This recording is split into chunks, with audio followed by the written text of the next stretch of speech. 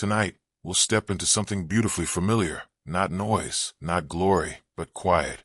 We'll journey into the forgotten city of Nineveh, where the past doesn't shout, it whispers. A city that did not fall in flames. It simply chose to disappear in silence. But before we wander too deep, take a moment to like this video and subscribe to The Sleepy Historian. Only if these kinds of soft, sleepy stories bring you a little peace. And feel free to leave a comment below. Let us know where you're watching from and what time it is there. It's always heartwarming to see this calm space shared across the world. Now, maybe brew a warm drink. Find your coziest place to rest. And let's begin tonight's journey, slowly, quietly together. Because sometimes, the cities that leave no sound are the ones we remember the longest. The wind arrives quietly, brushing through the outer palms like a long-forgotten sigh. Before the light has found the rooftops, Nineveh is already awake, not with alarm, but with rhythm. Soft-footed, sun-browned, wrapped in linen stiff with dust, the city begins her slow unfolding.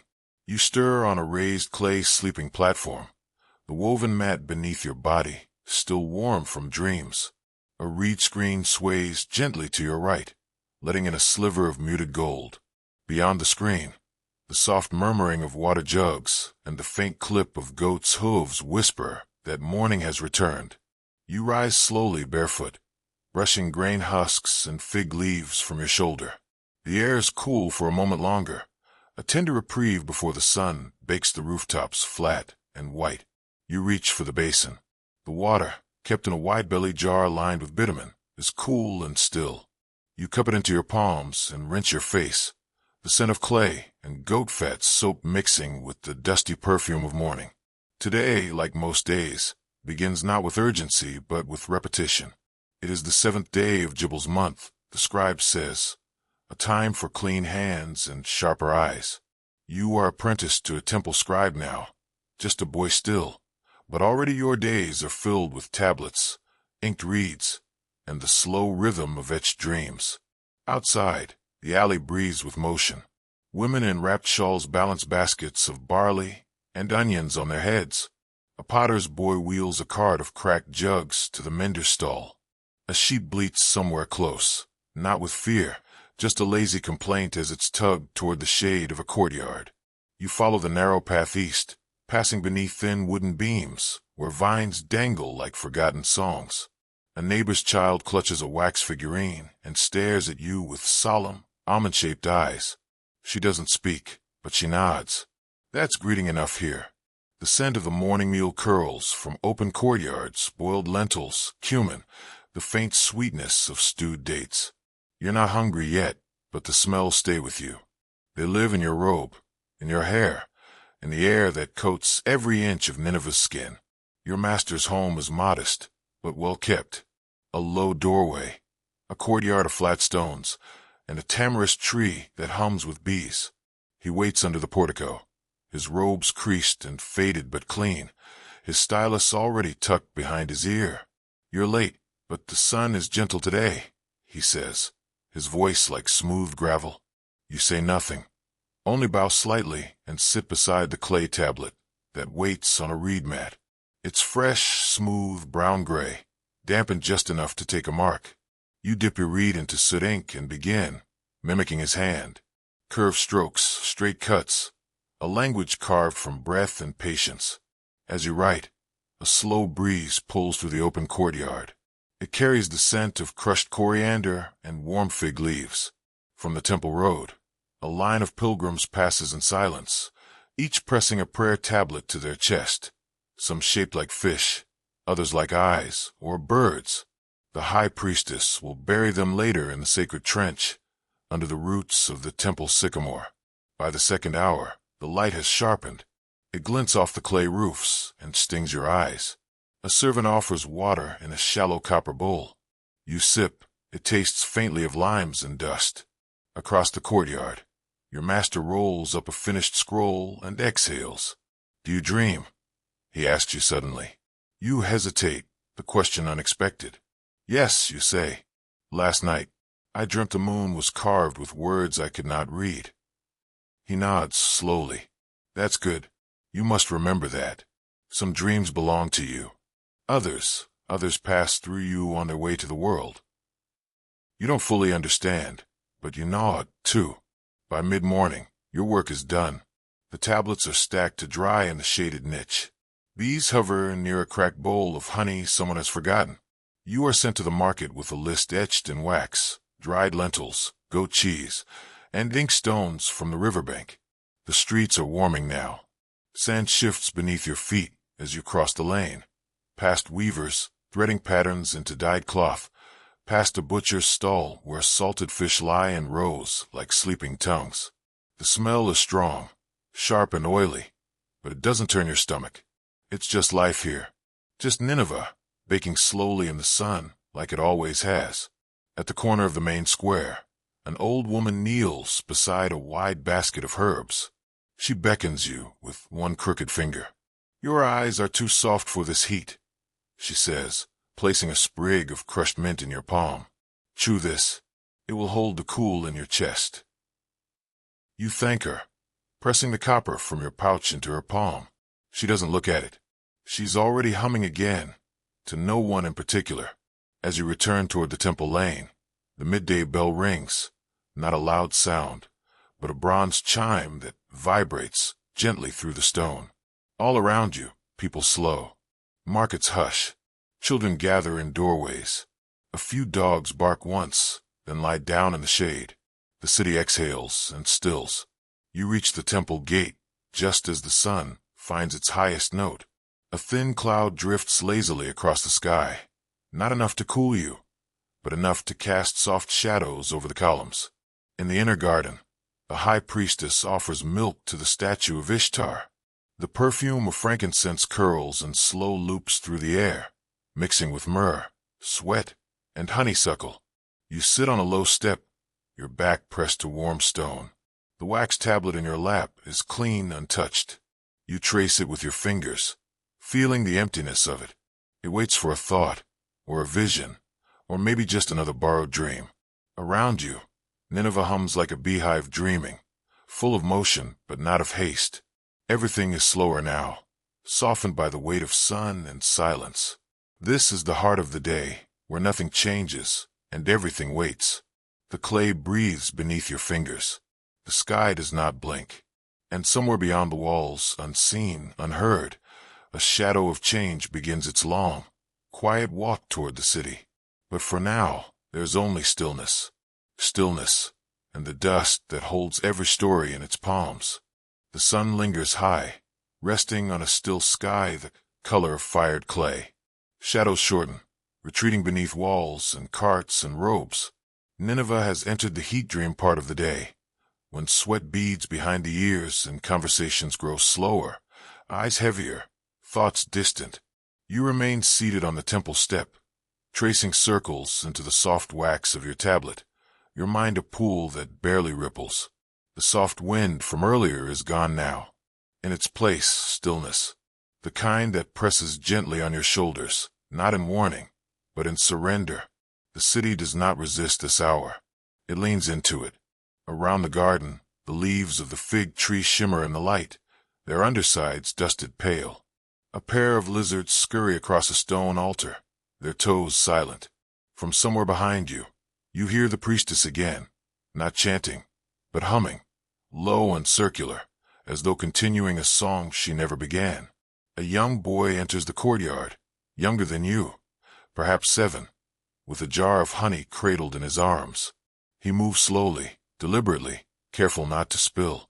You watch as he places it beside the steps of the shrine, then bows so low his forehead touches the ground.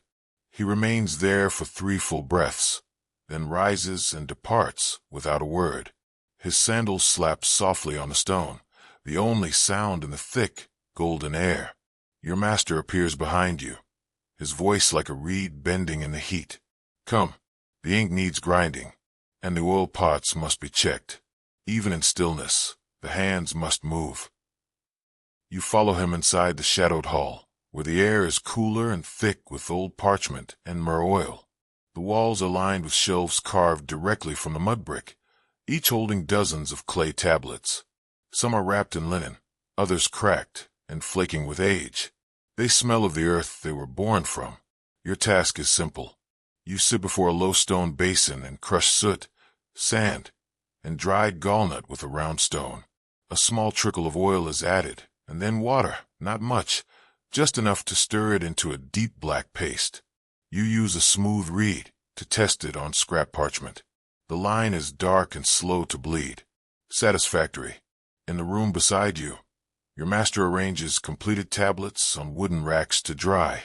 Occasionally, he murmurs lines aloud, prayers, inventories, contracts, dreams. Words without urgency, spoken not to be heard but to be remembered. You find yourself lulled by the rhythm, the slow scrape of stone on stone, the breathing of the walls, the faint song of a single bird outside, a desert thrush, perhaps, calling to no one. At the second bell after midday, your duties pause. The household gathers in the courtyard for the midday meal, simple, quiet, unhurried.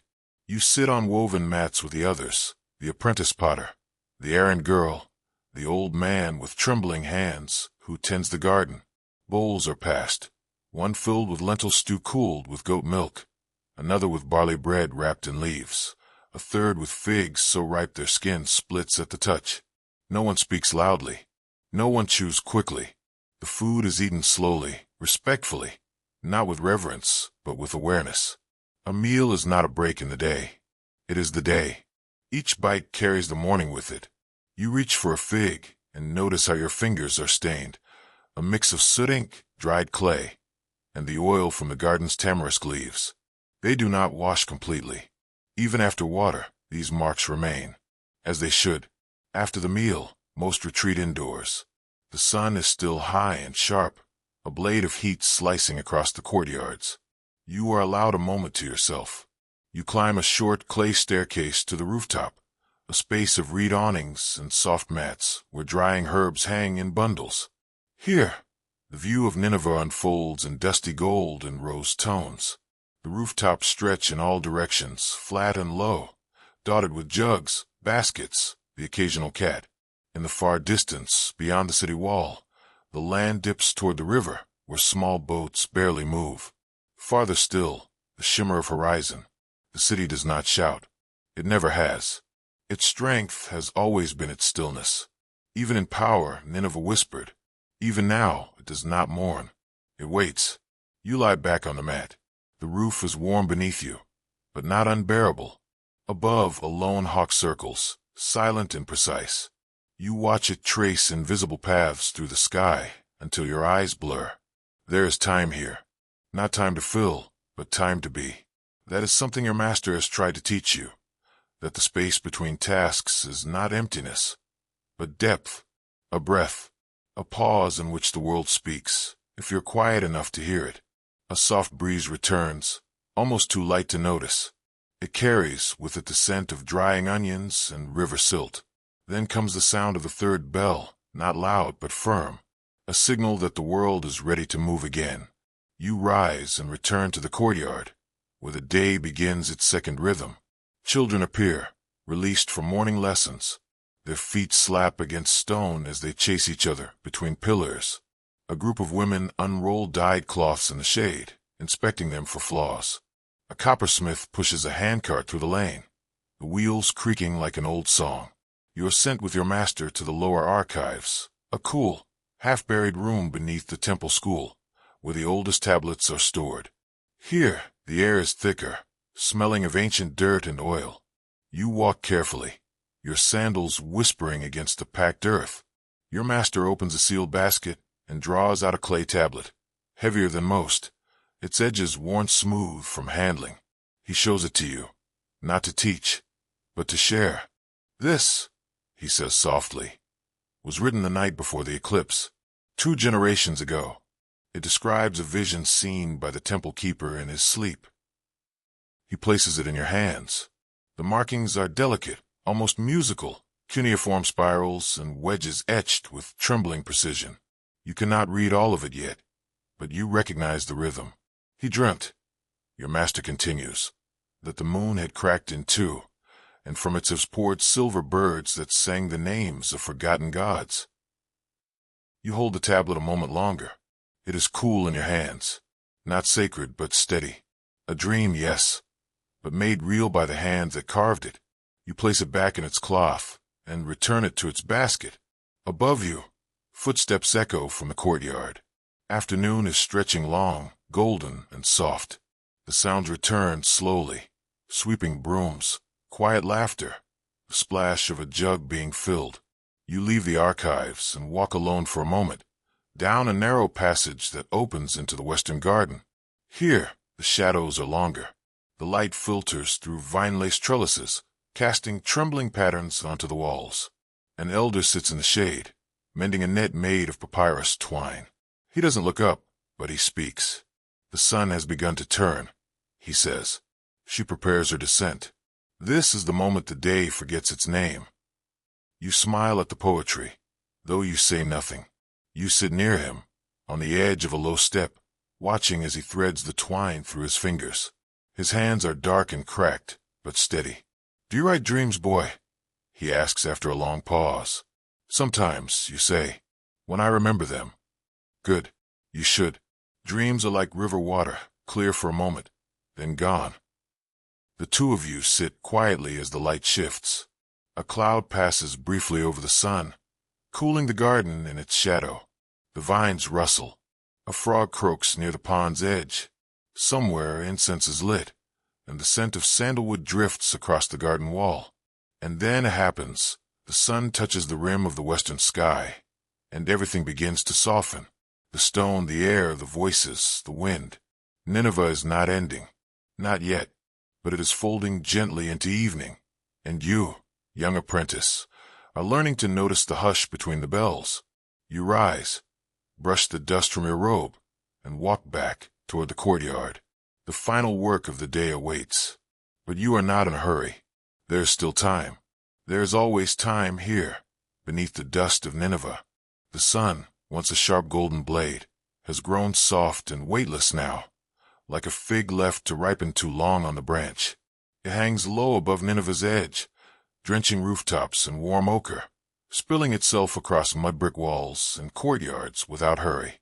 There is no sharp boundary between day and night here, only a gentle unfolding, a sigh, a stretch, a surrender. You are sent to light the courtyard lamp. The oil has already been poured, thick and greenish gold, pressed from olives grown beyond the Tigris. You tilt a small clay bowl and press the wick into it. One spark, stolen from the hearth, and the lamp breathes, flickering softly like a moth's wing. It glows without ambition. The courtyard darkens in response, not into shadow, but into depth. The walls, once flat with sun, now show their texture. Cracks like river paths, layers of clay where the plaster is peeled back. You begin to notice the skin of things. Dinner is not announced. It arrives slowly, with the movements of quiet feet. The others return from their final tasks. The young errand girl cradles a basket of reeds. The old man from the garden carries a sprig of mint.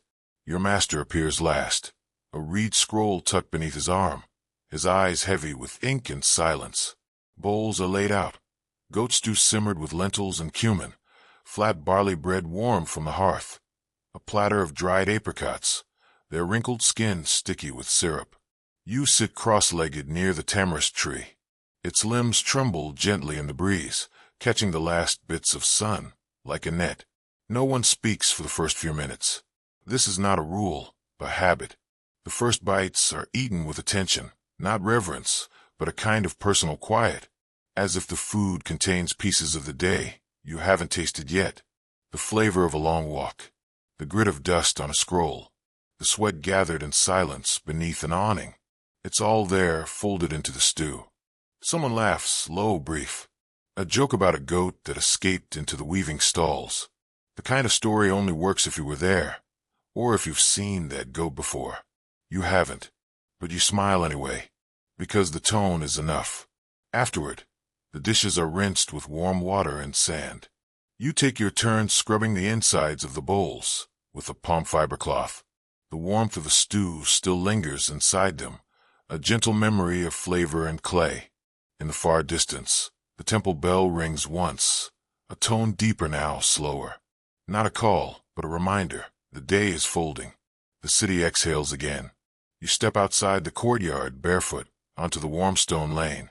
The evening air wraps around you like soft linen. Somewhere above, the first stars begin to blink, though the sky still holds a thin, burning rim of light. Children play near the irrigation ditch, their laughter bouncing off the walls like clay pebbles. Two boys build towers from wet sand, shaping them with sticks and fragments of broken pottery. A girl, maybe 9, arranges crushed flower petals into patterns on the ground. She does not smile. Her hands move like she's remembering something. You walk past them quietly. No one asks your name. No one needs to. At the corner of the market square, the lamp-lighters begin their work. 2 young men with oil jars and bundles of reeds touch flame to wicks embedded in stone posts. The light is low and amber, just enough to keep the shadows from closing the roads completely. You pause to watch one of them, his hands practiced, his eyes thoughtful. He hums something under his breath, an old tune. You do not know the words, but you feel the shape of it. As you continue, the market stalls sit mostly empty now. Only a few merchants remain, coiling ropes, stacking baskets, tying knots. A potter scrapes leftover clay from his table into a leather pouch. He nods to you as you pass, the gesture unspoken. We are both still awake. You climb the short slope toward the upper district, not to enter, but to see. From here, Nineveh unfurls like a woven cloth. The rooftops ripple in soft waves, the lamplights like slow-moving stars. The city no longer breathes with the chest of the day. Now it breathes through the nose, slow and inward.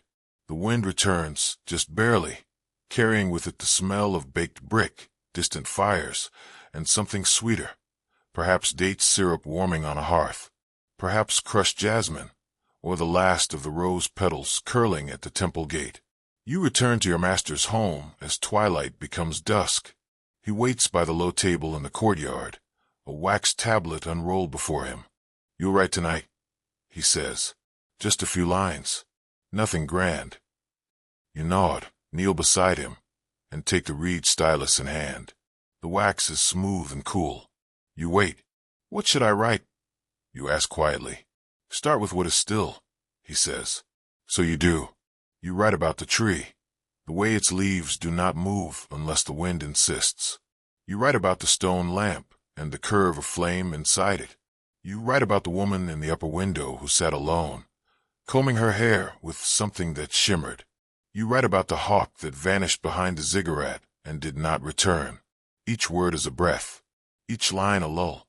Your master does not interrupt. He watches the sky. One star, then another, then many, all at once. When the tablet is full, you set it aside to dry.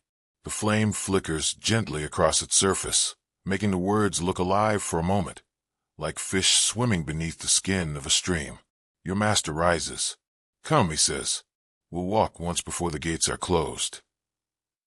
You follow him down the narrow path, past sleeping goats and shuttered windows. A clay bowl clinks somewhere above, someone finishing their tea. A voice sings in a language you don't recognize, perhaps Hittite, or Elamite, or just a lullaby passed down, so far it no longer needs meaning. At the western gate, the guards lean on spears that have not tasted war in years. They nod as you pass, not as subjects, but as neighbors. Beyond the gate, the earth opens. The stars grow clearer. The noise fades. You walk slowly, your master beside you. Each footstep a question the earth doesn't need to answer. He points to a cluster of trees, tamarisk and figure. "That one," he says, "is older than the wall." You look closer. The bark is cracked, its trunk folded like an old man's spine. "And that one," he continues, "was planted the year the king built the new southern well. My father told me that. I think he lied, but it's still a story." You walk farther, the sounds of Nineveh thinning behind you until only the insects remain, the kind that click and drone and whisper, the kind that remind you how small you are. There is a clearing not far from the canal, where the reeds part into a patch of flat earth. You sit there. So does your master. Neither of you speak. Above, the stars burn without edge or effort. The moon is low and pale, a stone held gently in a bowl of ink. I used to fear the dark, your master says, not looking at you. You wait. I thought it would swallow me, that the night was empty, but it's not. He lifts a hand, as if to scoop the stars. It's full. We just don't know what of. You lie back, letting the sky hold you. It does not push. It does not pull. It simply remains. Your master lies beside you now, arms crossed, eyes closed. Tomorrow, he says, we will copy the tablet of the flood. It's time you learn to shape warnings. You nod, even though he cannot see. A soft wind brushes your face. Somewhere far off, a jackal howls once, then nothing. You close your eyes, and the city drifts with you. Nineveh, with all her cracked walls and honey bowls and quiet dreams, curls into herself, not from fear, not from sorrow, but from rest. You breathe with her, and the stars, patient and ancient, do not blink. Night in Nineveh does not fall. It seeps slowly, like dye through linen, like oil down a reed. It does not arrive all at once, but in layers. First in the hush of sandals on packed earth, then in the soft closing of shutters, then in the final extinguishing of the temple lamps, their smoke curling skyward, as if whispering forgotten names to the stars. You are back in the courtyard. The air is cooled. The breeze is faint but full of texture, soft dust, distant charcoal, the herbal drift of burned cedar and dry mint. Someone nearby has poured a final bowl of water. You hear it echo, low and hollow, as it slips from jug to jar. You are not yet in bed. Few are. This is the hour where nothing is required. The hour of lingering. The world is not asleep, but it has surrendered its tasks. The city sits with itself now, just as you do. Above you, the moon has risen higher, pale and broad, its surface calm. It casts light without urgency. The tamarisk tree stretches a long, dappled shadow across the stone floor. You trace it with your eyes as a way of measuring time, not in hours, but in quiet movements. Your master sits beside you. He is not speaking, but he is not asleep. He holds a small piece of waxed linen in his lap, running his fingers across it absently. You wonder if it contains a prayer, or a poem, or simply the empty space left behind after a long day of listening. A nearby neighbor begins to sing, not for an audience, not for praise. It's a slow tune, sung under breath, half lullaby, half memory. You don't recognize the melody, but it feels old, worn soft by time. You close your eyes and let it pass through you. Your sleeping place is a raised platform beneath an awning, its roof made of woven reeds that whisper in the wind. The mat is thin but familiar. It smells faintly of lemon balm, of sweat, and of the sun-baked dust that seems to settle into every fiber of the city. You sit beside it, slowly loosening the linen wrap around your waist, folding it neatly, pressing it beneath your head as a pillow. Your feet are still dusty. You do not wash them tonight. There is no need. The dust belongs to the day, and the day is part of you. You lie down. The sounds of the city have diminished to a gentle undertone. A far-off dog barks once, then is silent. A wind chime made of clay beads tinkles behind someone's doorway. A frog, bold and rhythmic, begins his song by the canal and is answered by another. You stare up at the sky, framed by the low arch of the awning. There are no clouds tonight, just a pure, dark canvas flecked with small flames. Some stars you recognize. Others feel new, as if they've only just arrived to see you. You remember a line your master once spoke when you first came here. To sleep in Nineveh is to sleep inside the memory of gods. You did not understand him then. You're not sure you fully do now. But there is something in this moment, in the breath of the night, in the scent of fig bark and old oil, in the endless patience of the stars, that makes you feel closer to it. A quiet scratching startles you gently. Not a danger, but a visitor. A small desert mouse scurries across the far edge of the platform, pauses, then disappears into the shadows. You do not move. This is his city, too. You hear your master rise and stretch, his joints clicking softly. He mutters a few words, perhaps a final prayer, perhaps a line of verse, then lowers himself to his own mat beneath the awning. Sleep is the last scribe, he says into the dark. Let it write what we forget. You nod, or maybe you only think you do. Your eyes are heavy now. The heat of the day has left your skin, leaving behind the soft coolness of stone and sky. You adjust the fold beneath your head and let your fingers rest against the mat. You listen, not to sound, but to the quiet shape of stillness. There is something sacred in this hush. Not holy, perhaps, not divine, but necessary. It is a silence built from breath and rhythm, from lives lived with care and repetition, from the weight of 1,000 footsteps that came before you and will come again. Somewhere beyond the wall, a jackal howls once, then falls silent. You feel no fear. You are held here by stone, by history, by the gentle breath of the wind moving over your body like a blessing. You begin to drift. Thoughts arrive like reeds on the river, slow, floating, half-formed. You remember the elder's net, the way his fingers moved. You remember the cracked tablet and the dream of the split moon. You remember the little girl arranging flower petals with such intensity that she seemed to be communing with something invisible. You remember the ink-stained bowl, the flicker of the lamp, the way your master's voice softened at night. Each image floats in, then fades. You are no longer in control of the story. Sleep has taken the stylus now. But before the drift is complete, before you surrender fully, you feel a thought emerge, quiet and clear. What will remain? Not the scrolls, not the clay, perhaps not even the city, but maybe, just maybe, someone like you. A boy with dusty feet and eyes full of stars, who dreams in silence and wakes with stories pressed behind his teeth. You exhale. Your breath joins the breath of Nineveh, and the city, so old, so vast, so quiet, continues its slow, patient dream. The palace walls once gleamed with alabaster. Their carvings told stories not meant for whispers, but for triumph. Kings riding chariots, lions filled mid-leap, scribes trailing with baskets of victory words.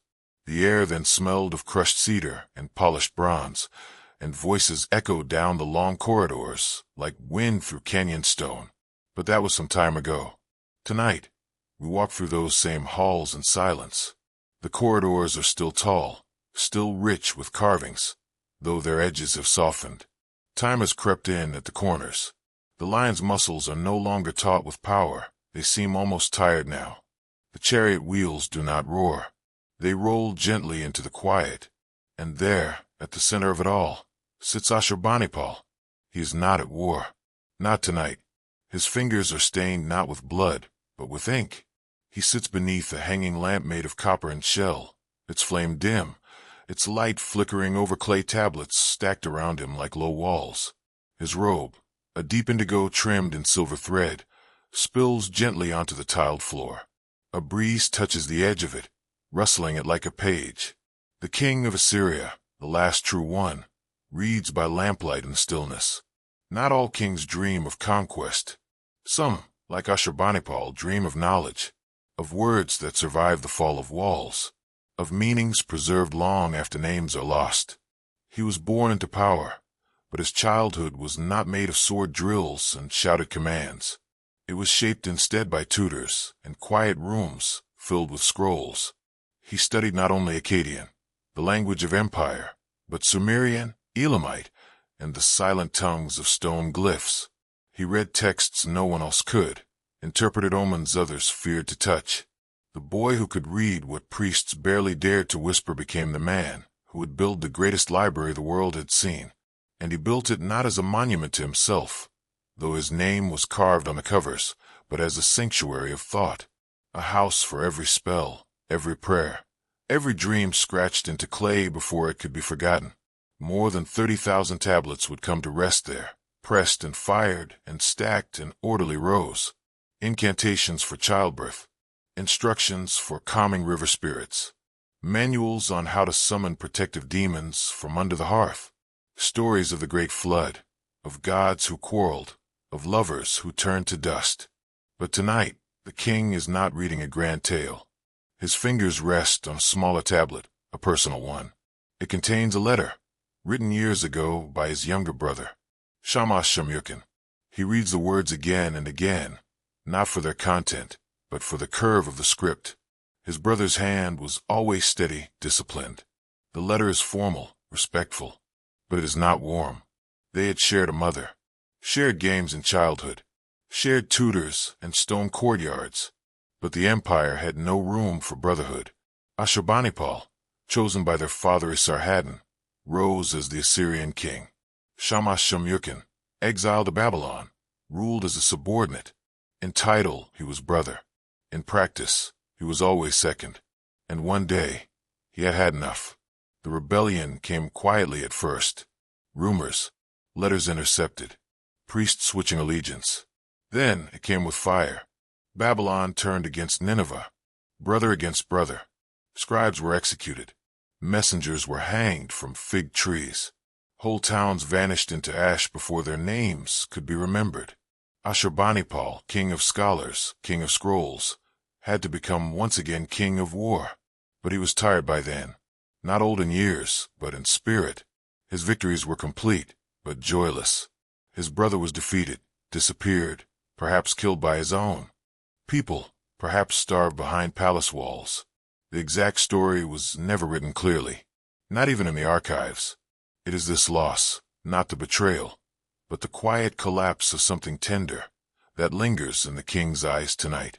He sets the tablet down gently. The lamp flickers again. Beyond the windows, Nineveh lies in soft slumber. The city does not know it is nearing its final breath. The walls still stand. The ziggurat still touches the stars. But the sands beyond whisper of change. Ashurbanipal walks barefoot through his library. The floor is warm beneath his feet, having held the day's heat. The scent of clay dust and cedar ink follows him. He pauses at a shelf labeled in red, for the safety of the realm. Here lie the exorcisms, the protective hymns, the rituals to guard against flood, plague, betrayal. He picks up a tablet and reads the opening lines. To calm the ghost that walks behind the shoulder, speak thrice. I am not your house. I am not your brother. I am not your end. He smiles, not with mirth, but with memory. He remembers when the head priest brought this to him with trembling hands. This one works, he had said. I've seen it. The king had added it to the collection not because he believed in ghosts, but because he believed in belief. What a man fears, he preserves. What he needs to remember, he presses into clay. Ashurbanipal did not fear death, but he feared being unread. A scroll unrolled is a life reawakened. A tablet broken is a memory lost. He returns the exorcism to its shelf. A scribe waits in the corner, silent and respectful. He carries a blank tablet and a stylus. Your Majesty, he whispers, bowing. Shall I record your evening dream? Ashurbanipal nods, not because he dreamt, but because he wants to dream. The scribe follows him to the upper room, a space of cushions and moonlight and perfumed smoke. The king sits. The scribe waits. After a long silence, Ashurbanipal speaks, slowly, as if shaping the memory as he goes. I was walking through a garden, he says. Not a real one. The trees were of glass, and their roots hummed. There was no fruit. Only tablets hanging from the branches, swaying in a wind that made no sound. The scribe writes, careful not to smudge. I reached for a tablet. The king continues, and it turned to dust. Another, I could not read. The script was too small. The third was blank. And in the blankness, I saw my name. He stops. The room waits with him. The scribe finishes, then presses the seal into the corner. The king nods. Add it to the night shelf, he says. Let the dream stay, even if I forget. The scribe bows and leaves. Alone, Ashurbanipal leans back into the pillows. He breathes deeply. His hands, still ink-stained, fold over his chest. He does not look out the window. He does not speak again. He closes his eyes, and Nineveh breathes with him, quiet, unread, beautiful in its stillness. There was a chamber in Nineveh few ever entered with their voices. It was not grand, not carved in marble or guarded by lions. It stood quietly near the rear of the temple complex, behind a corridor lined with broken incense bowls and dried river reeds. Its door was narrow, always ajar, and its interior always cool, even in the high heat of midsummer. The priests called it Imuzakaru, the place where dreams remember. But among scribes and apprentices, it was simply the sleepless temple. You would never find it on the official maps. It wasn't named in the king's annals or carved into the foundation tablets, and yet it endured, tended, dustless, always prepared for someone not entirely of this world. No one prayed here with words. Here, one lay down and let the body become paper. It began, as so many rituals did, with silence and water. A dreamer, perhaps a priest, a troubled merchant, or a child who'd woken 7 nights in a row with shaking hands, would enter barefoot, washed in water steeped with bitter herbs, not to be purified, but to become porous, to let something through. An assistant, never a scribe, never a priest, would place a low bowl of honeyed beer near the head, a fig leaf beneath the heel. These were not offerings, not quite, more like anchors, reminders that the body was still tethered, just enough. To the world it might soon forget. The dreamer would lie on a woven mat, eyes open, heart slowed. A clay tablet, fresh and moist, would be placed near the head, along with a reed stylus already split at the tip. The room would dim, not blackened but softened, lit by a single lamp behind a veil, flickering so that shadows moved like fingers across the far wall. And then they would sleep. Or not sleep. Not in the way you do in your bed, curled in comfort beneath a woven blanket. Here sleep was a descent, a slow slide down into the breath of stone. The dreams that came were different. They were not yours. They were not kind. But they were clear. The clay tablets preserved in that room, or at least, the few that survived the centuries, do not resemble typical dream records. They are not structured. They do not begin with dates or names. Some don't even use formal cuneiform, but a stylized hybrid script, symbols interwoven with waves, eyes, feathers, doorways, snakes. One fragment reads, "The goat walked backward into the water and turned into smoke. I followed it, but the river had no banks. I had no mouth." Another simply says, "A tree opened and spoke my father's name, but my father was not inside." Still another, "There were hands in the sky. Each held a star, but none could let go. I woke with dust in my eyes." None of these are dreams you'd whisper to a friend over morning bread. These were not seen as personal. They were considered oracles, glimpses into the folds of the invisible world, where gods whispered not with thunder, but with mirrors. These dreams were to be documented, not interpreted. To assign meaning was to distort them, and so they were pressed faithfully, plainly, into clay.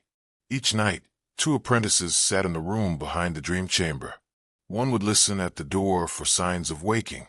The other would prepare fresh tablets in case the dreamer stirred and needed to speak before the visions faded. It is said that sometimes dreamers woke with no memory, but their hands moved on their own, pressing stylus to clay in patterns they did not recognize. A few even spoke in voices that were not quite theirs, low, layered, echoing. Whether these stories are metaphor or memory, no one now can say for sure, but the tablets remain. Archaeologists uncovered dozens of them in the early 20th century, buried beneath collapsed temple floors near Kiyunjik, the mound that now rests atop what once was Nineveh. They were difficult to catalog. Many contained overlapping inscriptions, layers scratched in different hands, at different times, sometimes even upside down relative to the first text, as if the tablets had been reused, revisited. A few even appeared to contain faint thumbprints, not stylized, not ceremonial, but accidental. Human. One researcher described them as sleep-pressed archives of communal subconscious. Another simply called them fragments of a city trying to talk to itself. They have been studied, translated, dismissed, revived, and debated endlessly. But no one has yet explained why the practice stopped. Why, after decades, maybe centuries, the clay dreams ceased. Why the chamber went quiet. Some say it ended with the war, with Babylon's siege, with blood on the altars and the city gates thrown open. But others say it ended before that. That one night, the dreamers simply stopped dreaming. and that no one ever dared lie down in the sleepless temple again. Imagine now, if you will, that you are one of them. You're no priest, no king's aide, just an apprentice scribe, quiet, thin, calloused from ink and reed. For 3 nights you've dreamed of the same thing, a child with no face standing in the palace garden, beneath a tree that bleeds instead of bearing fruit. You tell no one, but it clings to you, in the shape of your breath, in the way your hand hesitates when writing the word for fruit. Your master notices. He says nothing, but he leaves a note in your sleeping mat that night. It contains 1 sentence. The sleepless temple accepts all who carry dreams they cannot name. You know what it means. You know where it is. You wait 3 more nights. Then you go. The dream you have inside the chamber is different. You do not see the child. You do not see the tree. You see yourself, but not as you are. You are taller, thinner. Your eyes are black pits of ink. Your fingers grow and twist into reeds. You are writing endlessly, but the tablet never fills. Every time you lift your hand, the clay smooths itself. The words disappear. You wait not with a start, but with a wait. The stylus is in your hand. The tablet beneath you is marked, not in your handwriting. It reads, "The story is not for you, but you must still carry it." You never return to the temple, but for the rest of your life, you find yourself listening more carefully to silences, to dreams, to the moment just before sleep, where everything seems more real than it should. Perhaps that is what the sleepless temple was for. Not prophecy, not clarity, but listening. To what? To the layers beneath language, to the breaths between generations, to the weight of thought that could not be spoken aloud. A city as vast and proud as Nineveh needed such a place, a whispering chamber to balance the shouting of its kings and conquests. And though the temple is gone now, buried, scattered, forgotten by most, its purpose lingers, in the quiet moments before sleep, in the dreams that do not belong to us, in the strange wait we sometimes wake with, a message with no sender, a story with no ending. The clay is gone, but the dreams are not. They press themselves into us still, soft and weightless and waiting. The garden was trimmed to perfection, though no one had touched the hedges in weeks. Every fig tree pruned, every lily pond cleared of fallen leaves. The pebbles lining the walkways had been swept into silent patterns, crescent moons and 7-pointed stars, though no guest would notice, and few would care. Still it was done, because this was a house that had not yet given up on appearances. At its center stood the Lady Isenteshmeta, dressed in linen so fine it could be mistaken for woven air, her dark hair oiled and combed into glossy waves, held with a gold comb shaped like 2 doves in flight. She stood on the terrace as the late afternoon light kissed her shoulders, her hand resting lightly on the edge of a carved cedar pillar. She did not speak. She only watched as the servants moved about with calm precision, setting pillows along the stone benches, lighting small braziers with slow-burning myrrh, placing bowls of sugared nuts and thin slices of roasted quince where the light caught them just so. A feast, yes, but not a celebration. More like a declaration, a resistance to absence. Lady Isen was not young, nor was she quite old. She had lived long enough to watch her cousins marry into priesthoods and merchant dynasties. She had outlived a husband she did not miss, and buried 3 sons without making a scene. She knew the city was changing. She knew the river traders spoke more of Babylon than of Nineveh. She knew the palace sent fewer messengers these days, and the temple's priests looked tired even in the morning. She knew that people had begun to whisper more quietly, and not out of manners. But today, she had called for music. Today there would be wine. Today, they would remember how to sit in the glow of carved lamps and pretend the world outside her courtyard did not press in with silent teeth. Guests arrived slowly, as expected.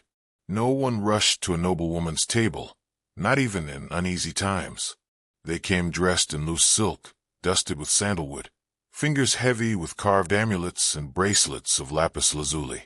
Their voices were light, floating just above concern. A cousin from Arbela with silver threading at her sleeves. A widowed magistrate whose voice always trembled when he laughed. A temple singer with the look of someone who once knew power, but no longer remembered where she left it. They gathered under the latticework of grapevines, where the evening breeze wandered freely, and the smell of the stew drifted in from the rear kitchen like memory. Lady Ison did not greet them with formality.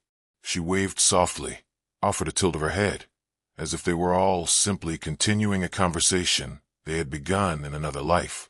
They reclined on cushions arranged in a crescent. Slaves poured watered wine into bronze goblets shaped like tulips. The first course, spiced lentils with honeyed shallots, was served in shallow ceramic bowls etched with pomegranates.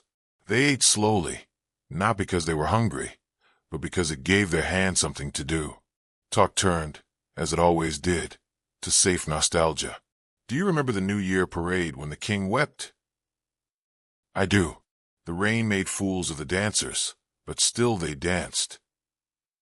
And when Ishtar's statue was carried through the streets, she almost tipped. I was certain the gods would strike us down then and there. They laughed, not loudly, not too long, just enough to warm the air between them. As the second course arrived, dates stuffed with crushed walnuts and wrapped in vine leaves, the noblewoman leaned back against her carved bench and looked upward. Above them, the sky deepened. A soft violet spread across the western rim, and the first star dared to blink through. She spoke for the first time in nearly an hour. "This is the hour I love," she said, "when the day has not ended, but night has not begun." The guests nodded gently. They knew what she meant. That hour had always belonged to people like them, people whose evenings were not governed by labor, whose meals were not dictated by the closing of a market stall. For them, this soft hour was a canvas. Once, it had held flirtation, poetry, soft songs. Now it held quieter things. Stillness, observation, the ache of knowing. The final course was a platter of grilled lamb and plum sauce, served with flat barley cakes and sweet cucumbers. The meat had been cooked slowly, over hours, with cinnamon bark and crushed cloves brought up from the ports of Tyre. One guest remarked on the richness of the flavor. Another asked if it had been marinated in the way of the Eastern cooks. Lady Ison only smiled and said, "It was marinated in the memory of better years." They did not laugh at that, but neither did they frown. The lamps were lit now, small flames floating in colored glass jars, placed in niches along the courtyard walls. Their glow made everything softer. Wrinkles blurred. Jewelry gleamed brighter. Even the vines above them seemed greener, more alive. A servant entered quietly and placed a harp near the edge of the table. The noblewoman motioned to the singer, who raised her arm slowly, as if calling something down from the sky. And she sang, not a song of victory, not a hymn, just a soft lullaby, once sung by mothers to children long grown or long gone. The words were in Akkadian, but the melody was older still. And for a time, the garden was whole. Even the city, just beyond the gate, seemed to hush and listen. Later, as the guests prepared to leave, the noblewoman stood once more. She did not thank them. That was not necessary. She only said, "Do not forget how to sit like this. Whatever comes, keep your feet bare in the grass when you can. Let your fingers touch pottery, not just scrolls. Smell the plum sauce when it simmers. Listen to songs sung in the old tongue. And when you dream, let the dream stay with you, at least until breakfast."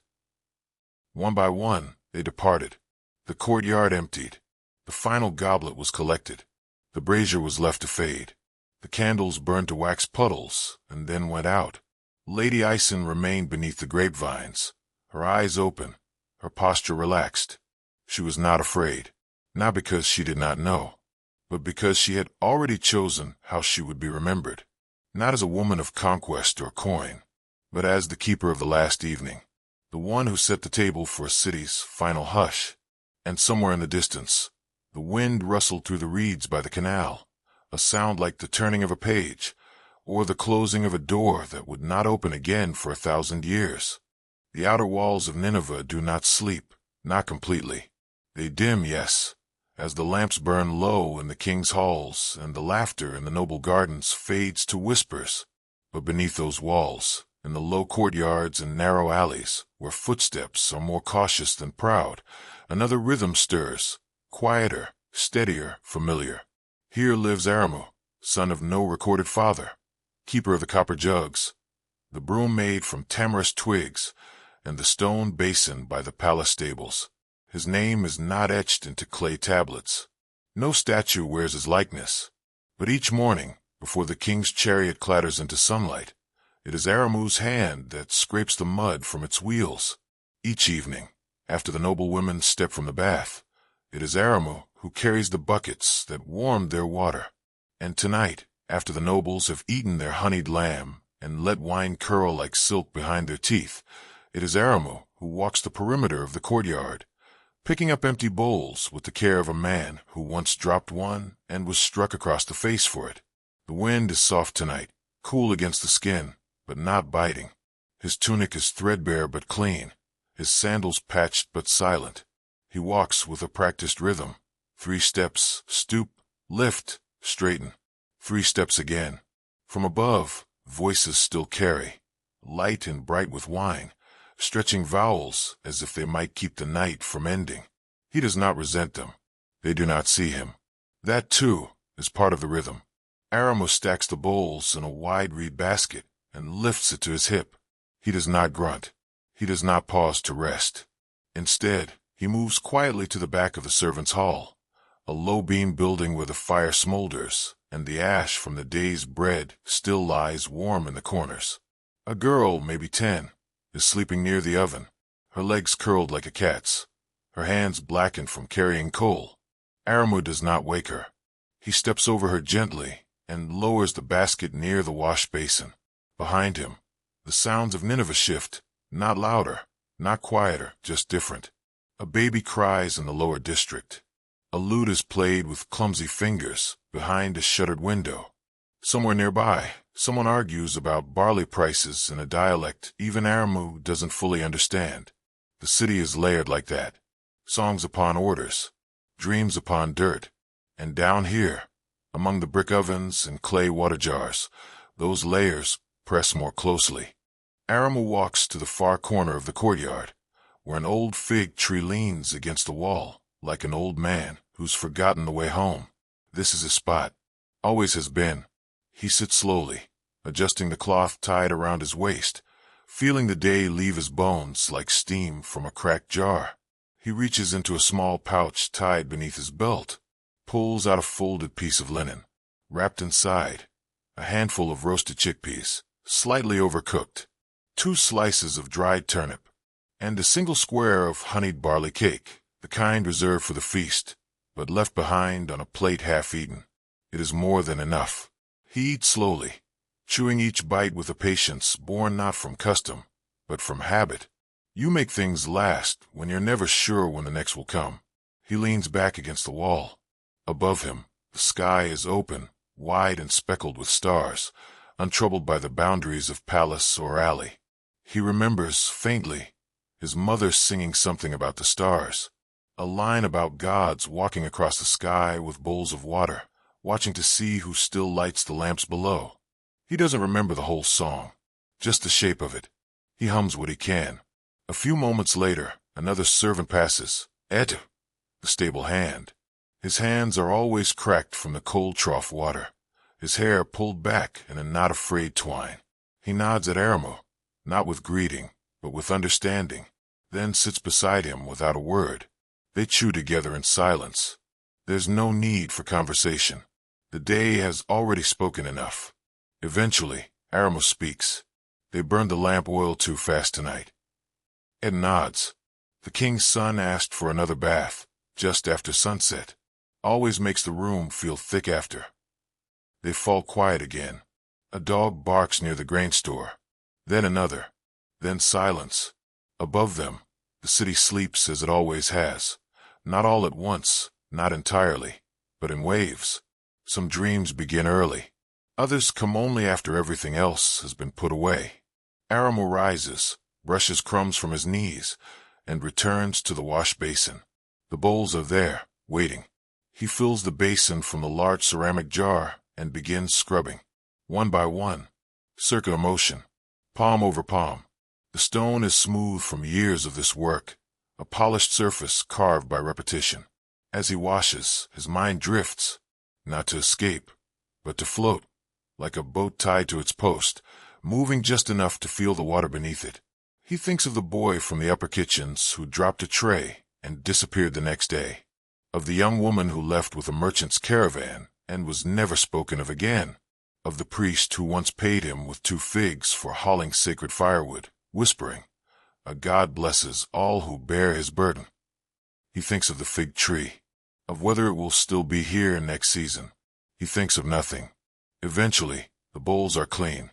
He dries them with a cloth too thin to be useful, then stacks them neatly in the storage alcove. He does not yawn. He does not sigh.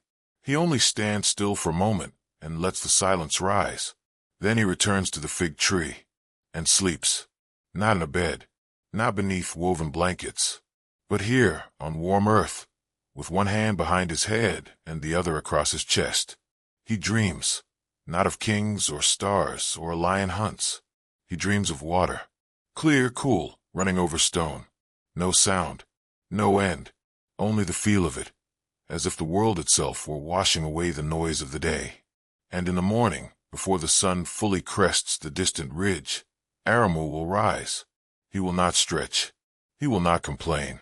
He will lift a broom, check the stables, and fill the urns.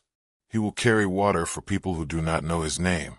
He will eat bread with the heel broken off, and he will walk the same steps, clean the same clay, press his feet into the same earth that kings once did, and that no one remembers now, because that is how cities are held together, not by scrolls, not by statues, but by hands like Aramu's, quiet, dust-covered, steady.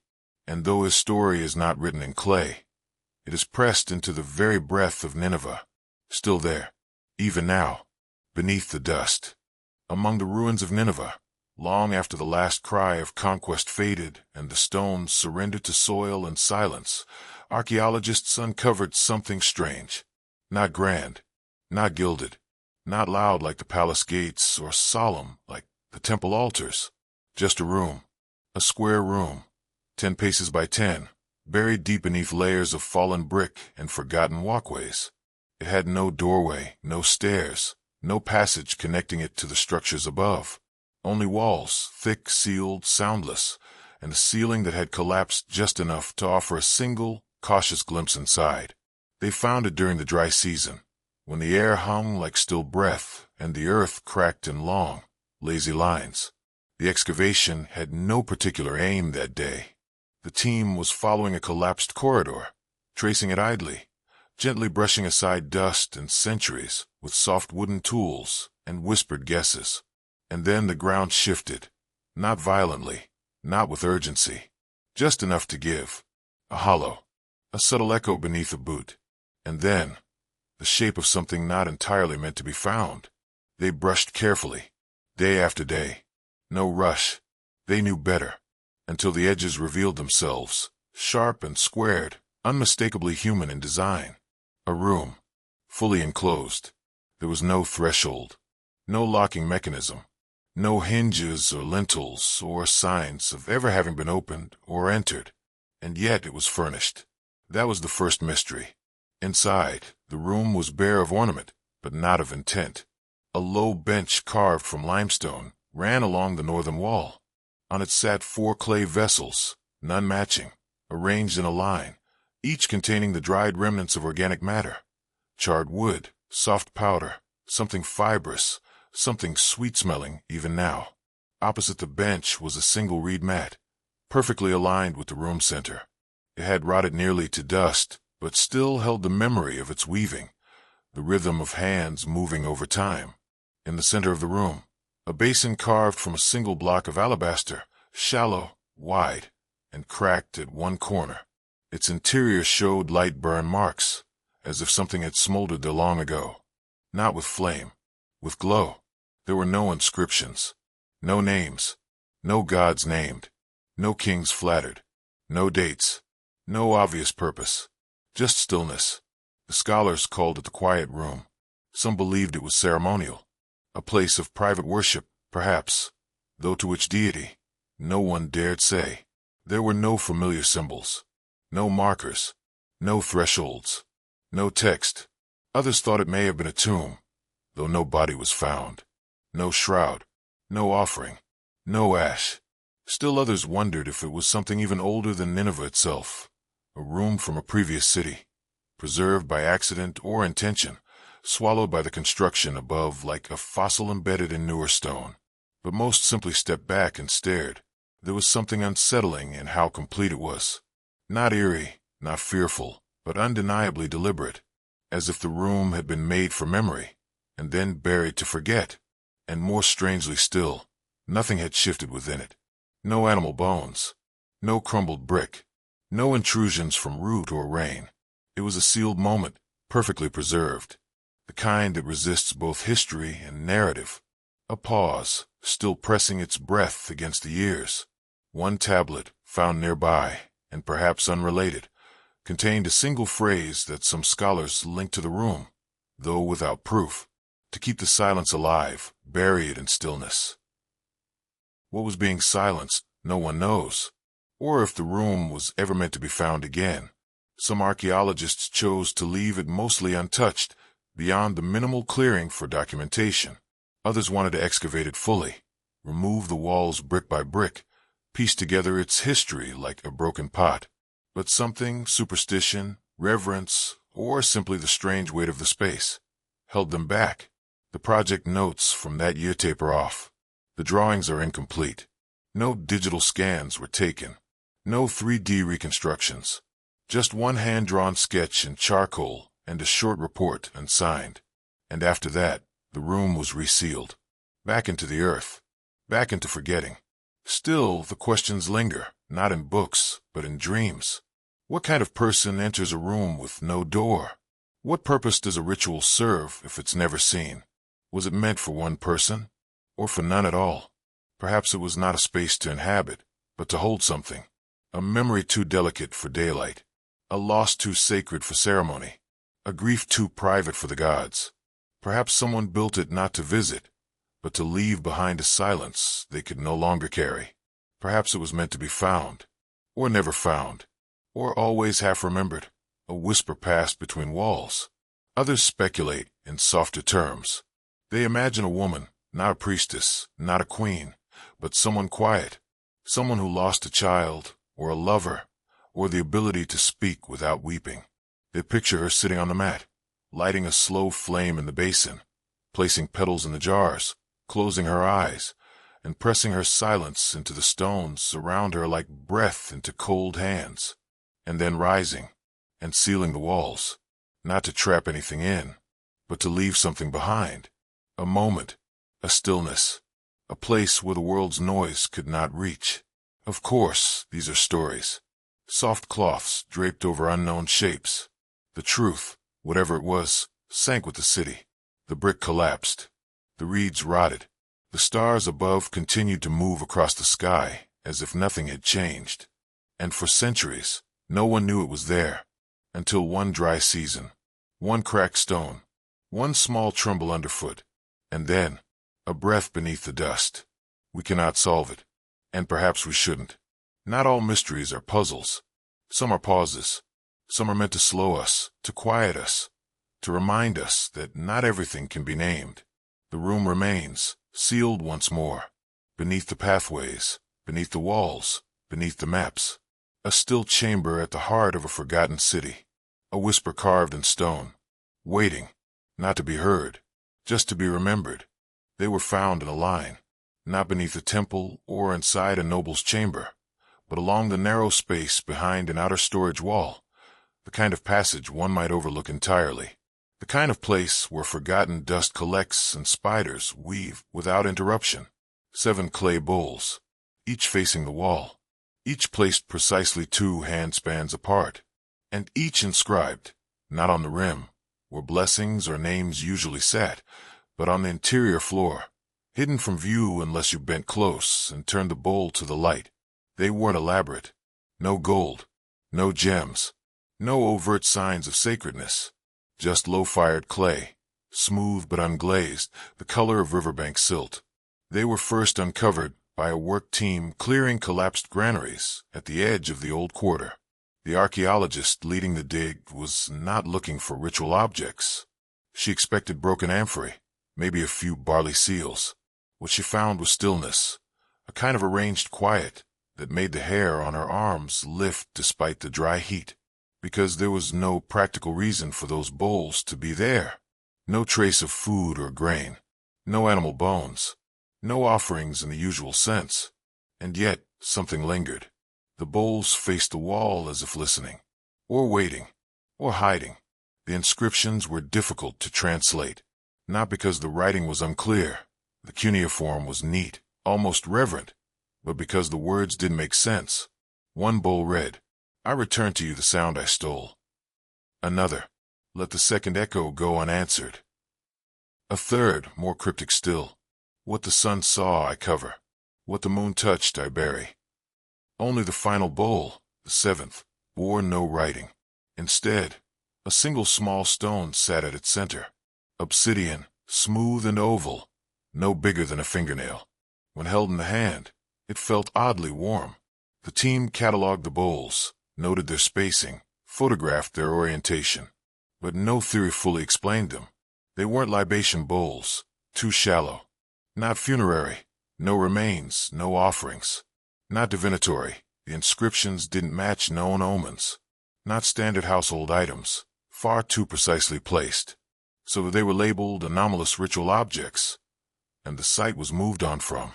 But the bowls stayed in the minds of those who found them, especially the way they faced. Turned not toward the sky or toward an altar, but toward an unmarked wall. A wall that showed no signs of painting, no etching, no relics buried beneath. Just silence, just stone. Years later, a visiting linguist offered a theory, not scholarly, not peer-reviewed, but whispered over tea in the shade of a field tent. "Maybe," she said, "they were apologies." Apologies? She nodded gently. Think of the phrasing. Returning sound. Letting echo go. Covering what the sun saw. It's as if they were meant to undo something. To reverse a memory. Or a word once spoken too loudly. And the direction, facing the wall, it's not reverence. It's shame. No one wrote that theory down. But it lingered. Because there was something about it, the humility of it. The human ache. In a city of kings and conquests and tablets etched with declarations, these bowls felt quiet, contrite, almost private, as if someone long ago had sat behind the storage walls and laid out these vessels not for glory or worship, but for the purpose of releasing something. A regret, a confession, a sound too heavy to keep carrying. One archaeologist later recalled a passage from an ancient lullaby, sung by mothers in the countryside villages. If you must speak it, place it in the bowl. If you must cry it, turn your face to stone. She remembered it only because her grandmother sang it to her once, during a sandstorm, when the shutters groaned and the oil lamp flickered and the world felt thin. She never thought much of it, until the bowls. And then, of course, the stories began, not from the scholars, but from the workers who swept the site, who carried away the broken pottery, who poured the water and oiled the brushes. They said the bowls were dangerous, not cursed, exactly, but too full, that if you leaned too close to the empty one, the seventh, you could hear something inside, not a voice, not a word, just a sound that didn't belong to the present. One man claimed it gave him dreams of a faceless figure walking backward through an empty market, spilling grain from his sleeves as he went. Another said he dreamed only of silence, total, absolute, pressing silence that followed him even into waking.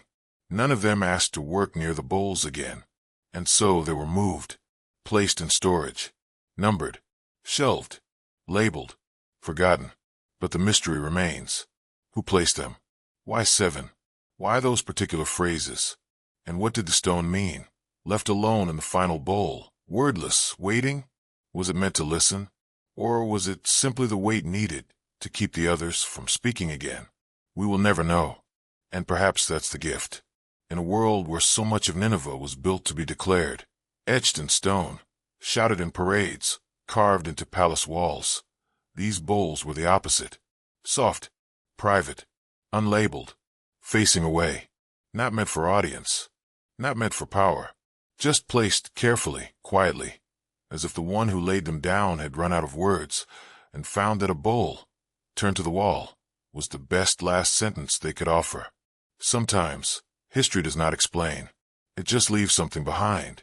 A gesture, a curve, a silence pressed into clay. And we, much later, come upon it, with tools in hand, and too many questions. And it stirs something, not the mind, but the part of us that understands the weight of a word never spoken aloud. So if you ever find yourself alone in a quiet room, with something unnameable pressing behind your ribs, an ache, a sound, a memory with no image, try this. Take a bowl, place it gently on the floor, turn it toward the wall, and let the silence hold what you cannot. You are not the first. You will not be the last. They surfaced in the riverbeds long after Nineveh fell, long after the palaces had crumbled, the clay tablets scattered, and the sacred walls were taken by vines and wind. These stones weren't carved in the high workshops of scribes or fired in the kilns of kings. They were river stones, soft, round, washed smooth by time and current, but etched upon their surfaces, always faint, sometimes nearly invisible until dusk caught them just so, were names. Only names. No dates. No prayers. No declarations of lineage. Just names, written in careful, looping cuneiform. Always singular. Always alone. And always in pairs. One name on each of two stones. Never more. Never less. Archaeologists found the first pair tangled in the reeds, where the Tigris narrows, into stone-choked shallows. Then another, near the crumbling pier of a forgotten ferry route. Then a third, deeper inland, as if it had rolled there from nowhere. The spacing had no pattern. The stones had no markers. No shrine. No grave. Just names. And so the questions began softly, as they always do. Like ripples. The names were not royal. They were not gods or generals or high priests. They were names like Tilu, Asabeli Nicolou, names found in household records, names of potters and bread sellers, of wet nurses and messengers, the names of people who never appear in history's loud scrolls, but once lived and sweated and wept in the hush between proclamations. And their pairings, at first glance, made little sense. Some bore feminine and masculine names together. Some were two women, some two men. Some were very old names, the kind only found on crumbling tax receipts from early dynasties, paired with names more recent, closer to the city's end. Time, it seemed, did not matter here. Only the pair. Always two. Always close. Always turned slightly inward, as if the etching itself wanted to lean. The theory that rose first was burial, that these were river offerings, tied to rites of mourning, that one stone was the deceased, the other their companion, perhaps a spouse, a sibling, a child. But no rites mentioned such stones, and no two were ever found with remains. No ashes, no coins, no burnt earth, only water and silence and time. Another theory spoke of banishment, that lovers separated by decree might leave tokens behind, tokens the river could carry for them when roads could not. But this too faded. There were too many names, too many seasons of stone. Eventually, the scholars stopped asking, but the names remained, still surfacing, still paired, still gentle. The stones themselves were never uniform. Some were small enough to sit in a child's palm, others heavy as a loaf of bread, their shapes curved from centuries of being turned beneath water. The etchings were always deliberate, always shallow, never bold, as if carved with a hesitation, or with the quiet hope that no one would ever read them but the river itself. Some bore slight notches on the sides, as if they'd once been bound with string. Others were smooth all around, worn to the edge of disappearance. But they were never broken. Not once. No shattered halves. No incomplete names. Always intact. Always close. As if the river, in its endless turning, had chosen to protect them. One woman, a linguist named Samira, once gathered 12 of the pairs and laid them out in her home near Mosul. Each evening, she lit a small oil lamp and sat beside them, whispering the names aloud. Not for research, just for rhythm. She said they reminded her of something half-remembered from her childhood, when her grandfather would write people's names in the margins of his books, not those he read about, but those he loved and feared to forget. She called the stones the city's memory of itself, not in stories, but in names. No biography, no glory. Just these two were here. One pair was especially curious. The names read Amadam, Askadu. No records matched them. Nowhere in the surviving tablets. Not in business ledgers. Not in prayers. Not even among the condemned or the exiled. But the etching was old, much older than the rest. The script curled more like Sumerian than Assyrian. Its grammar strange, but rhythmic. The characters carved with deep affection. The groove smoothed not by force, but by the passing of water and time. They were found nestled together in a pocket of stone near the edge of a collapsed aqueduct. Some claimed the two stones gave off warmth at night. Others said they always stayed slightly wet, even when dried by cloth. The researchers cataloged them, boxed them, moved them to a university. But weeks later, the box was returned unopened. No explanation, no paperwork, just a slip of paper inside. Keep them near the river. And so they were returned, placed where they'd been found, tucked beneath reeds in the bend of a stream that doesn't appear on modern maps. They have not moved since. What do they mean? Maybe nothing. Maybe everything. Maybe they're love tokens, sent across time. Maybe they're memories, etched by hands too tired to write whole poems. Maybe their names whispered one final time into the dusk, then pressed into stone, because there were no more lips to carry them forward. Maybe they were always meant for the river, because water forgets slowly, because water carries what earth buries, because water knows how to hold names without speaking them. Sometimes, when the wind is just right and the river low, locals say you can hear faint tapping in the reeds. Not sharp, not rhythmic. Just a soft sound like stone brushing stone. Not haunting, just familiar. Like footsteps in a hallway after everyone's gone. Or two people sitting close, not speaking, letting the water do the remembering. They still surface now and then. During flood season. During drought. After earthquakes. When a farmer digs a trench for new pipes, and his spade hits something curved. He lifts it, brushes away the mud, sees the faint, fading line of a name.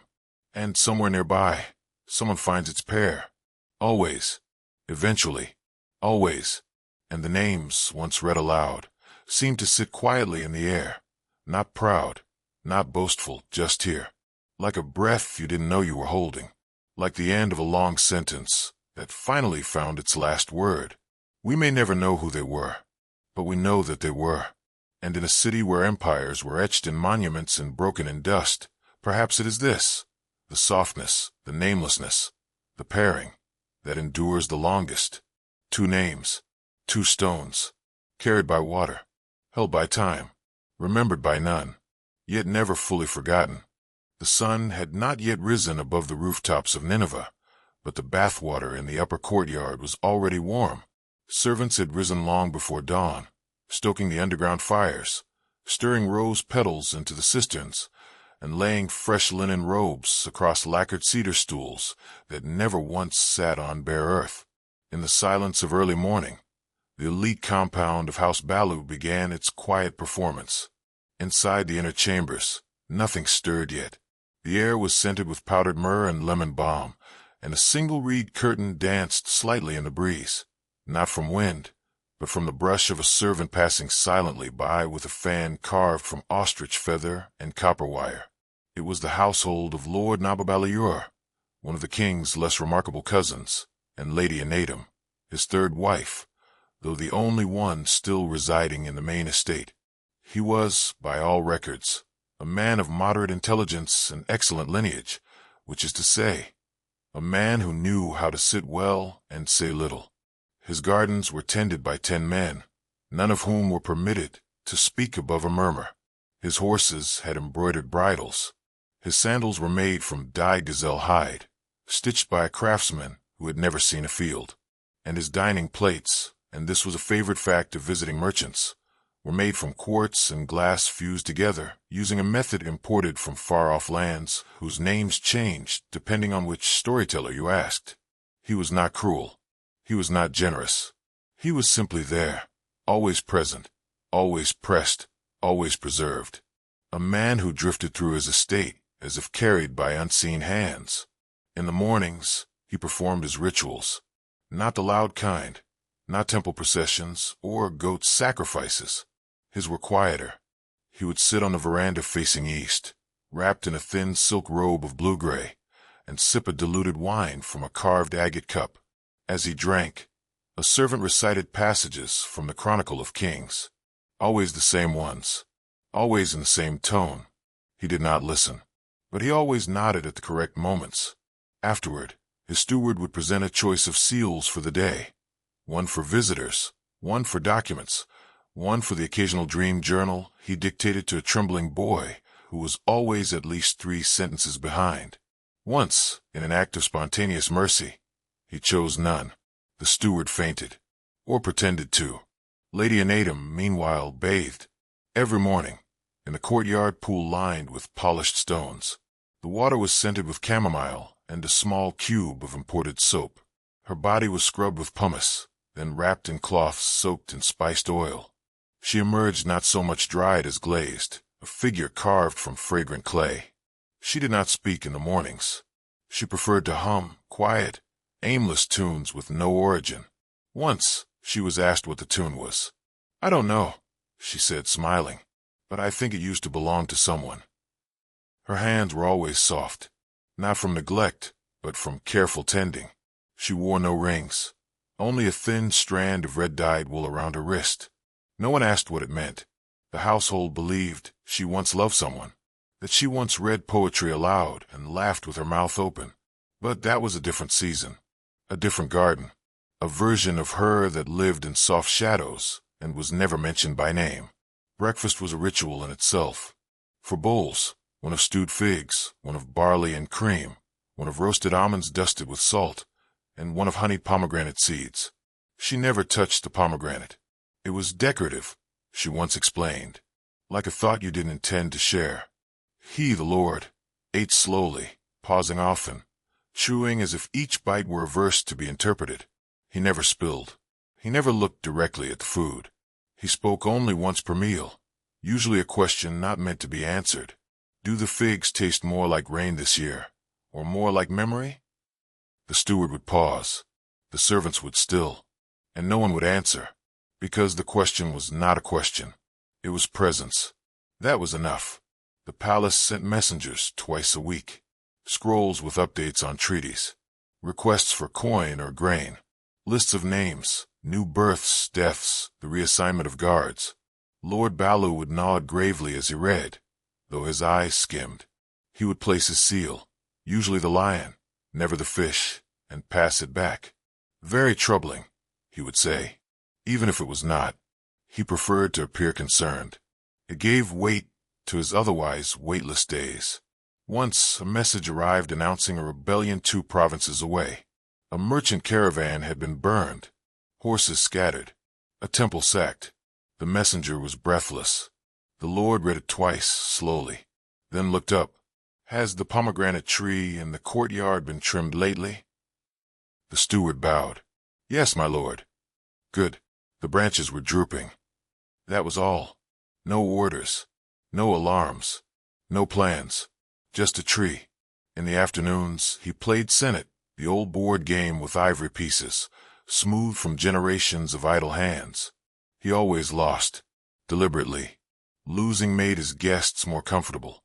Victory, he once said, is only satisfying when you need it. And he had everything already. Lady Anadam read, or pretended to.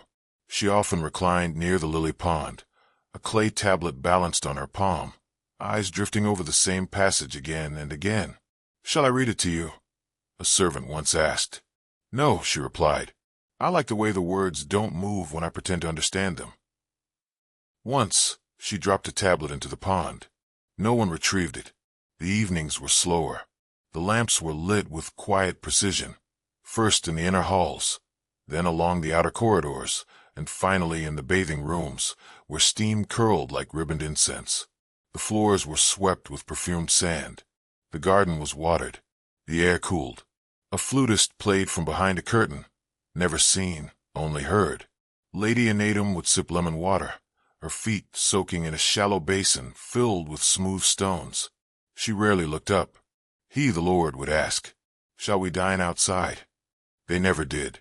Their world was not made of war or love, not of labor or hunger.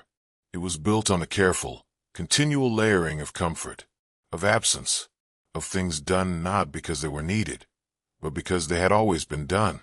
The silk never touched dust. The sandals never wore through. The figs were always sweet. The lamp oil never ran out. And yet, there was a kind of quiet ache beneath it all. Not suffering, not grief. Something softer, something like waiting, as if they were aware dimly that the city around them shifted, that the stones loosened beneath the courtyard walls, that the servants sometimes spoke too quietly, that the stars at night no longer held their positions so precisely, as if they knew something was coming. But they would never say it, because to name it would make it real, and real things were not allowed past the reed curtains.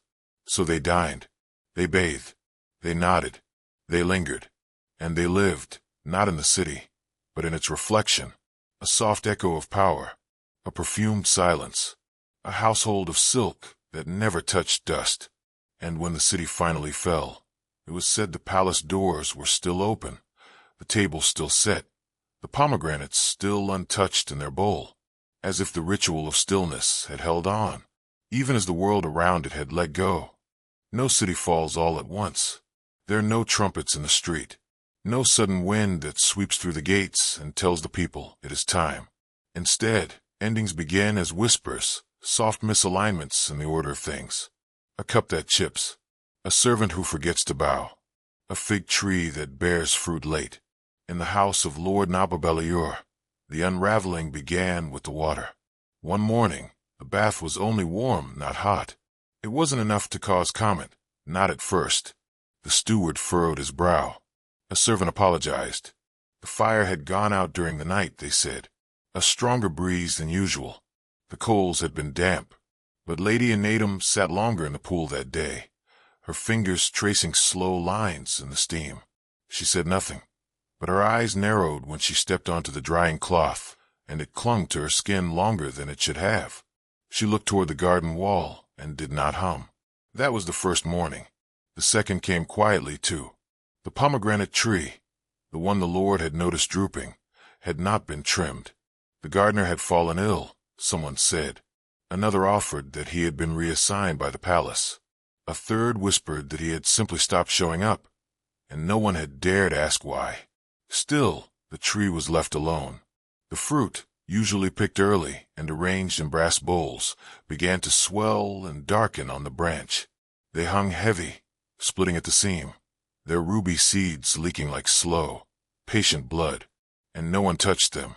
They just watched. The Lord's rituals continued, of course. He sat each morning on the veranda, sipping wine that now arrived a little later, a little thinner. The Chronicle of Kings was still recited, but the passages grew shorter, interrupted once by coughing, once by a line the steward stumbled over and could not find again. The Lord did not notice, or chose not to. He simply asked, "Will the sun rise through the mist again today?" And the steward, who had begun wearing a patch over one eye, an injury no one mentioned, said only, "If it pleases my lord." The mist did come, but it did not lift. Lady Anadem's silences stretched. She still bathed, but the petals no longer floated in the water. She still read, but the tablets remained closed on her lap. She still sat by the pond, but the fish, once bright orange and lazy, were gone. No one asked why. Perhaps no one had fed them. Perhaps they had been removed. One morning, a servant tried to replace them. A boy of perhaps 13, eager to be noticed, dropped 2 fish into the pool without permission. They died within hours. Lady Anadem watched them float, still and pale, their mouths wide as if shocked to have been remembered. That evening, she called for a reed mat to be laid in the southern alcove, a part of the courtyard where no one usually lingered. She sat there for hours, saying nothing. No wine, no water, no music, just the sound of cracked tile beneath her feet. The lamps began to fail next. First, the one in the outer hall, then the garden lantern near the fig tree, then the bath chamber sconces. They flickered, they guttered, they refused to hold flame. New oil was fetched, which replaced, but still they failed. It must be the humidity, someone said. Is autumn, someone replied. No one looked each other in the eye, and so they lit only the inner rooms now, and left the outer walls to darkness. It was said that on moonless nights you could hear whispering there, not voices, not words, just a kind of stirring, like reeds brushing stone, like silk catching on broken glass. The flutist stopped playing. No curtain hid him now. He simply didn't come.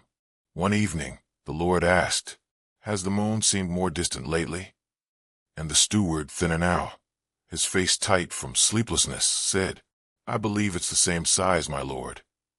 "But does it look smaller?" "Perhaps." The Lord nodded and did not ask again. Letters from the palace ceased. The messenger still arrived, twice a week, dust on his boots, his eyes downcast. But his scroll case was often empty now, or held only routine notices, grain inventories, lunar omens, a marriage in Calhu. No news from the king, no mention of the eastern frontier, no names of the fallen. When the Lord inquired, the messenger only bowed and said, "The scribes were busy." And yet, meals were still served. Stewed chickpeas with mint, spiced goat with almonds, flatbread arranged in patterns that no longer pleased anyone. Lady Anadam stopped eating the barley cakes. The Lord stopped commenting on the figs. The steward removed the pomegranate bowl entirely.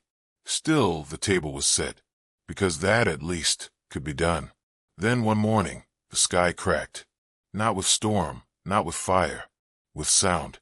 A low, distant thrum, not thunder, but the beat of something ancient waking.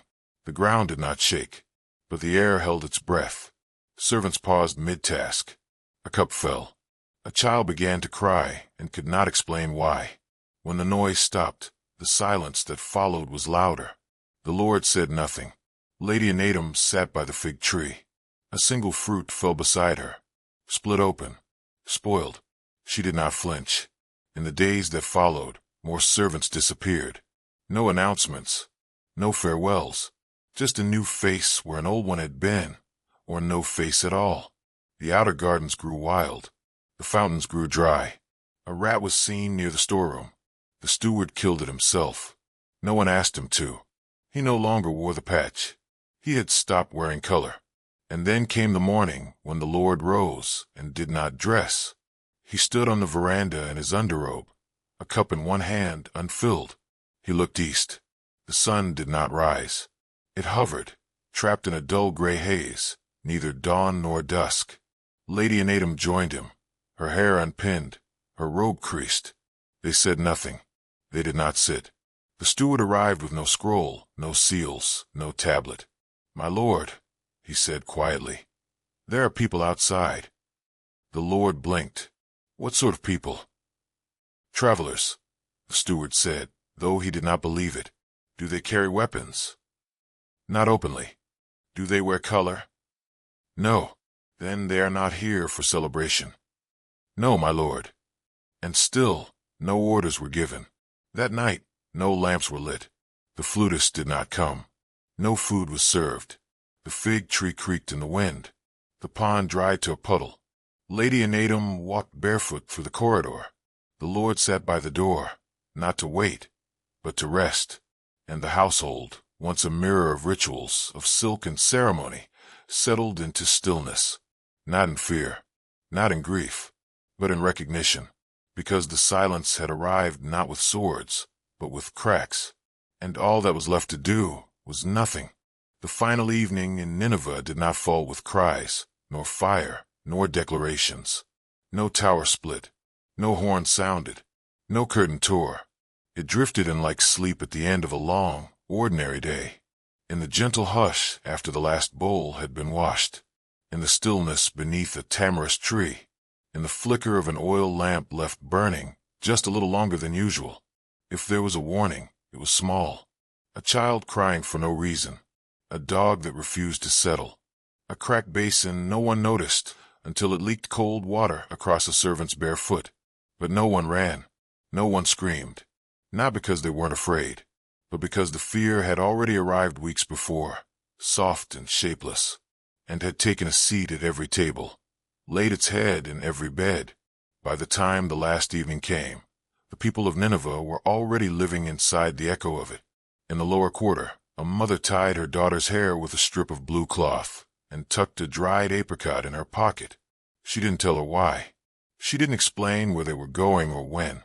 She only kissed the girl's forehead and said, "Don't run unless I run. Don't look back unless I stop."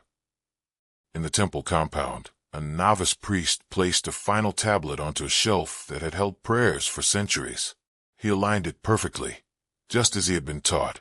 Then he removed the seal from his belt, kissed it once, and dropped it into the ashes of the sacred hearth. He did not stay to watch it blacken. In the market, someone tipped over a basket of grain and didn't bother to sweep it. The pigeons came quickly. So did the wind. In the noble quarter, the estate of Lord Nababaliur stood quiet. The curtains had been pulled, the silk robes folded, the lamps left unlit. Lady Anadam was seen once that day, walking alone through the outer garden, a pomegranate in her hand. She did not eat it. She placed it at the base of the fig tree and walked away. She did not return. In the western quarter, someone left a bowl of milk beside a shuttered door, for a cat that had stopped coming, or for someone who still might. There were no banners, no temple bells, no chanting in the streets, just a city breathing its final breath as if it were any other. And perhaps it was. Because what is the end, if not simply a beginning that takes a different shape? That night, the wind changed. It came from the east, slow, dry, the color of chalk. It carried no scent of smoke, no ash, no blood, just dust, and the weight of distance. It passed over the palace walls, through the broken arches, into the spaces where stories had once been carved. It touched the clay floors, still warm from the day. It stirred the fringe of abandoned robes and curled through doorways that had never been left open. In one house, it brushed across a table where 2 drinking cups still sat, rim to rim. In another, it lifted a child's toy carved from date wood and tipped it gently onto its side. No one came to pick it up. At the river, the water did not rush. It moved as it always had, tired, brown, whispering in a tongue only old stones remembered. A pair of smooth-etched stones sat half buried in the silt. They were not taken, not moved, just held. And above them, reeds swayed with the rhythm of breath. Some say that in the final hours, a few families walked through the city, not fleeing, not searching, but simply walking, not to escape, but to say goodbye, to walls that once echoed with festival drums, to windows where they'd stood and watched the rain, to the alley where someone first said their name out loud and made it real. No ceremony, just footsteps, dust, silence. In one square, 3 men stood around a dry fountain and passed a clay jug between them. They said nothing, just drank and passed and drank again. When the jug was empty, they left it on the edge of the basin and walked in separate directions. The jug remained. Even now, perhaps, it still does. Half filled with sand, cracked in 2, the last drink offered and received in peace. There are no records of the last council meeting, no clay tablet bearing the king's final order, no edict scratched in haste before the doors fell. If there were such words, they did not survive, but the silences did, in the spaces where people once whispered and now do not, in the corners of rooms where sunlight falls differently than it did, in the scent of the air after heat has passed and before night has claimed the stones. That silence is still there, and it speaks in its own way, not with answers, but with presence. Much later, centuries later, when strangers came with tools and maps and hope, they searched for the great events, the siege, the battle, the fall. But what they found were footprints.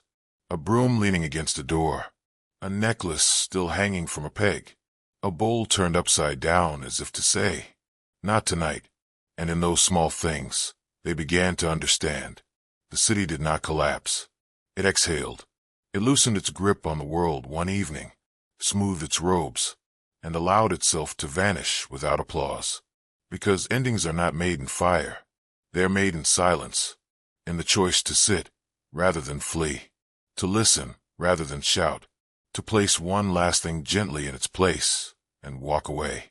And now, beneath the dust of Nineveh, the last evening still lingers, not as a tragedy, but as a breath, the kind you take before sleep, the kind you let out slowly, through your nose, after all the stories have been told and there is nothing more to say.